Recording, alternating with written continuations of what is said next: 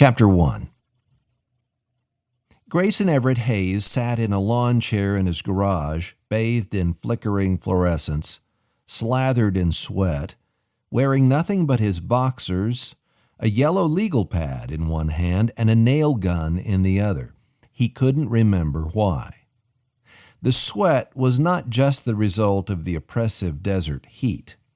Gray had awakened with the recurring fear that he was not the man he wanted to be and had failed at the most important things in life.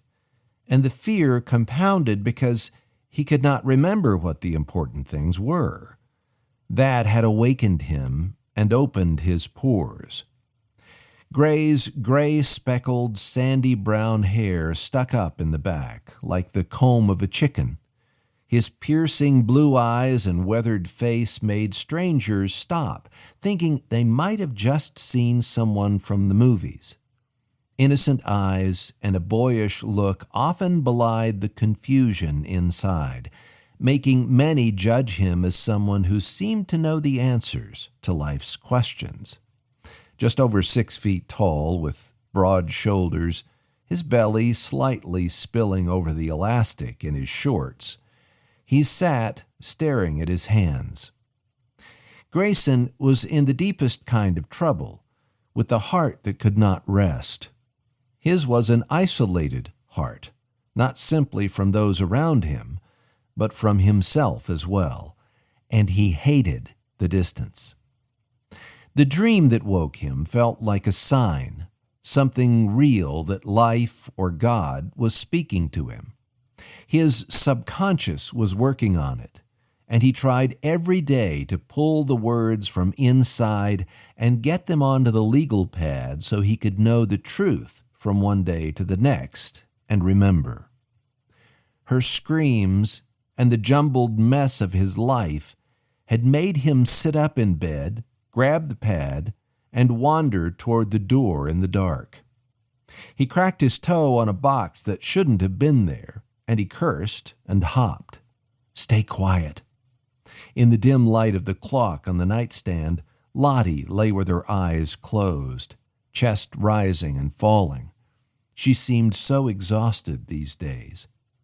A whimper from the corner, rustling, paws on metal. Dubose scratched at the kennel, and Gray reached to still him. Could dogs see in the dark? The animal settled, and Gray went to the garage. In the harsh light, he opened a leather binder, flipped to the last page he had written on in the legal pad, and willed the story to return. Dreams and reality merged, and he used them each day to decipher his life. He studied the words, and it came to him that the dream was not the only reason he was awake. He stood and patted the vintage VW bus as he would an old friend. From a large toolbox, he retrieved a DeWalt nailer, turned out the lights, and felt his way back to the lawn chair. Gray awoke to Lottie's frantic voice. His neck hurt, and he slowly straightened to discover where he was. Strange. He wiped his brow with the back of his hand and stared at the power tool. His dream felt more real than not at times, but the sweat running down the back of his leg and the fear in Lottie's voice convinced him he was awake. Light leaked around the garage door and through a side window. A yellow glow surrounded an overgrown agave. She was asleep when I came here. Thoughts were like birds on a fence. Try to recall something and they flew. He sat still. Gray? He almost answered. Lottie was inside. She didn't call for him often. She always seemed to know exactly where he was. Was it the connection the two had? The patio door opened with a ka-thunk. She called again from the backyard, her voice leaking through the window's cracked weather stripping. She's rattled, afraid, angry? He closed his eyes and saw her long black hair, milky white skin, her smile.